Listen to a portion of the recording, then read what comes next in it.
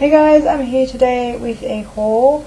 I have 1, 2, 3, 4, 5, 10, 11 books, and I'm just going to go through them fairly quickly because it's a hot day and I don't want to go into too much detail, but I wanted to just let you know that I have these books.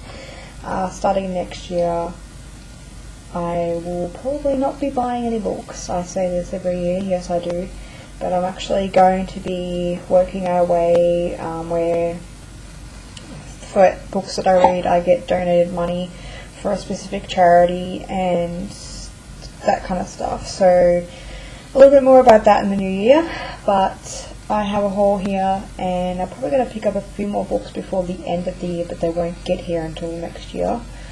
After that, no buying. So see how that goes, but I'm really sort of hoping I can challenge myself not to buy books, and also to raise money for charity as well in the process. So first things first, I got my autographed copy of Game of Thrones by George R. R. Martin, and I picked this up at Dimmicks in Australia. It cost me $30. I've been wanting to read the series for a while, and when I saw this, it was just so beautiful, and I had planned to read this next year. And what I love about it is it's so the writing is so big, so I can get through it a lot quicker. It's going to be one of those books that I kind of read in bed, I think, like on the bed, because it's really heavy. It's definitely not one I'm going to carry around in my backpack or anything like that. I do believe that I have the ebook of this as well, and my partner already has a copy as well, so I don't think it's going to be a problem, but I just want to show you guys. It's really pretty, and the autograph. So it's really nice, and it's going to be nice to add to my collection. There. Then I picked up The Evolution of Mara Dyer because I read The Unbecoming of Mara Dyer and absolutely loved it. So I got The Evolution of Mara Dyer, and I love how they match, the covers match, and it's a much bigger book.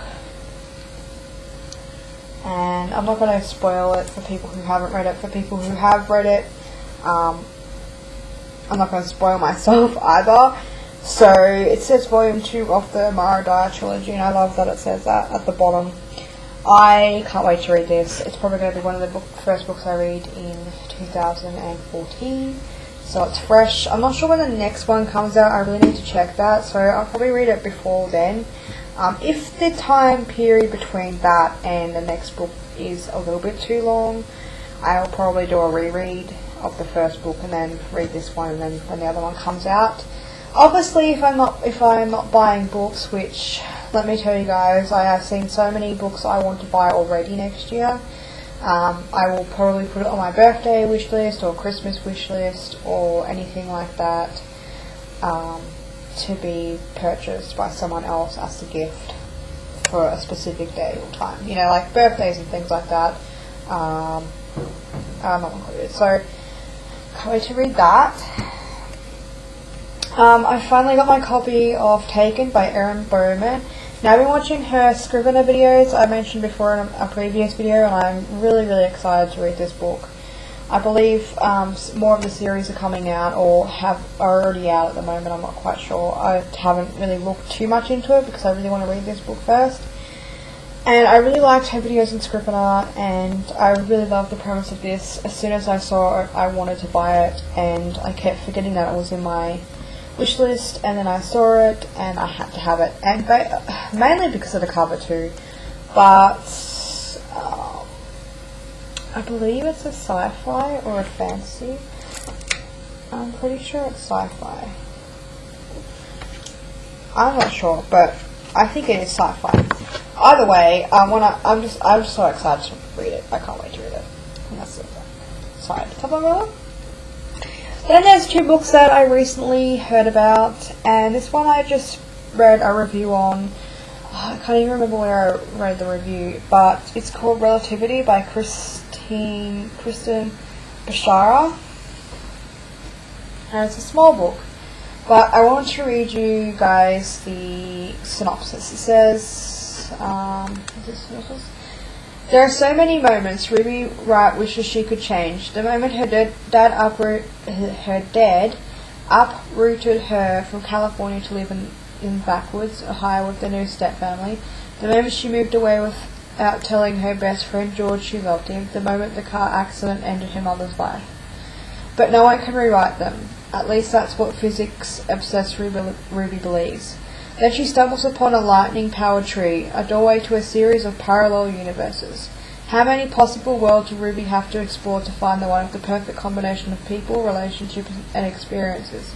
And is she willing to risk everything she has to get back what she's lost? With a deft blend of science and heart, Kristen Bishar's thought-provoking debut novel explores the laws of time and space and the even more mysterious nature of love and loss. I am a freaking huge fan of parallel universes and science and all that kind of stuff. Definitely so up my alley, and this cover is just so simple, but it's so beautiful. I love it. I think I just love it. I love the colours. I'm a very cosmic girl at heart, and because I love science fiction and writing science fiction, I want to just sort of delve into some YA science fiction because it's really, I wouldn't say it's not that common, but it's a far and few between finding good science fiction books, so I'm just so excited to read this book. Lastly, this one is The Clockwork Scarab, a Stoker and Holmes novel by Colleen Gleason. Now, I don't usually go for steampunky type things, but two things about this cover. It is absolutely freaking stunning to start with. It's just beautiful and unique and just screams at me. And anything with scarabs and Egypt and things like that, oh, you have got me sold. So I'll just read the blurb for this one too. It says, Evelyn Stoker and Mina Holmes never meant to get into the family business, but when your sisters of Bram and the niece of Sherlock, vampire hunting and mystery solving are in your blood, so to speak. And when two young society girls disappear, one dead, one missing, there's no more qualification to investigate. Now fierce Evelyn and logical Mina must resolve their rivalry, navigate the advances of not just one, but three mysterious gentlemen, and solve a murder with one only clue, a strange Egyptian scarab. The pressure is on and the stakes are high. If Stoker and Holmes don't figure out why London's finest 16-year-old women are in danger, they'll become the next victims. So, that is amazing. That premise is just amazing. And I cannot wait to read this book. And I love this. I love the dust jacket. And I love this part here. The book, the actual hardback. It's so simple, but it just is so effective. I love the amount of work that people put into their books as well. That's something that I really look for. And nowadays, with paperbacks being like $15 on Book Depository, I just buy hardbacks. I prefer hardbacks, and if I really want to keep the book, you know, I want to have a hardback copy too. So most of my books nowadays are hardback rather. So excited. Okay. So lastly, I have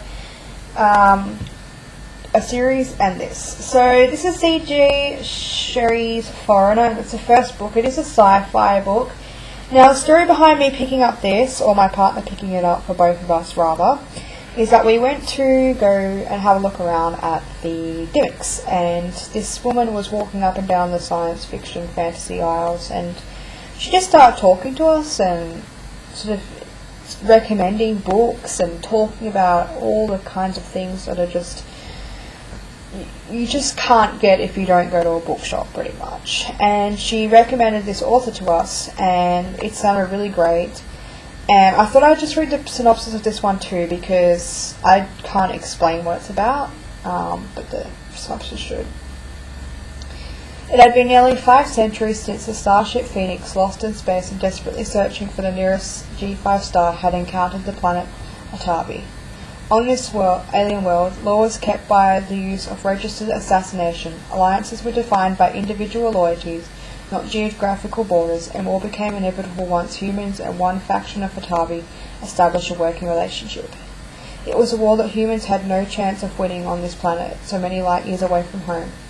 Now, nearly 200 years after the conflict, humanity has traded its advanced technology for peace and an island refuge that no Atabi will ever visit. Then the sole human the treaty allows into Atabi society is marked for an assassin's bullet. The work of an isolated lunatic, the interest of a particular faction, or the consequence of one human's fondness for a species that has 14 words for betrayal and not a single word for love. Bam. So I will hopefully be reading this next year because I am so into sci-fi. Love it. And like I said, I'm writing it, I love it, I read about it, I love sci-fi. So, looking forward to that. My partner will probably get a chance to read it before I will. So that's that. And lastly, I'm not quite sure about the actual, I guess you could say, order of these, but I did pick these up. They are very used, and by used, I mean they're kind of dirty used. To be honest with you, a year ago I would have probably been like, this is disgusting, the quality and everything like that. But I'm getting over my phobias, and I'm so glad to have this series. If I don't like it, that's okay. If I do like it, I can go and buy a hardback or, nicer copies. But I really want to read the series. That is Terry Brooks' Landover series. And this is the first one. It's called Magic Kingdom for Sale, Sold.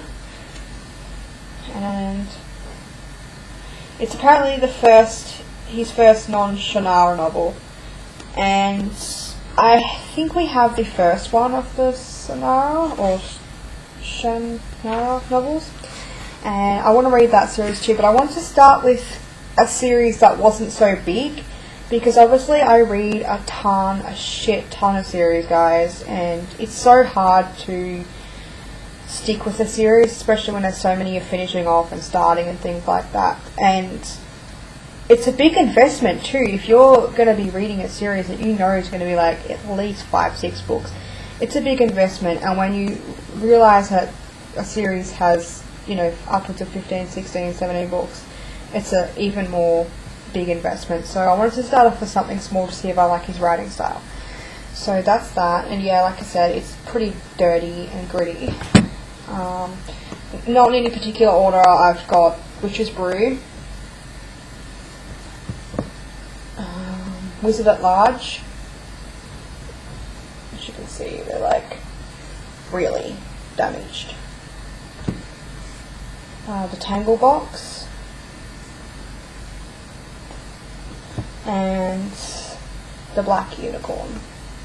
So, like I said, not really sure what order they're in, but I'll figure that out later when I read the books. But I heard about them consistently through the book that I'm reading at the moment, which is Writing the Fiction series, and she kind of used an example about how authors go back and sort of give you the information from the previous novel without information dumping and things like that. So it had examples of pretty much all of these books, just little snippets of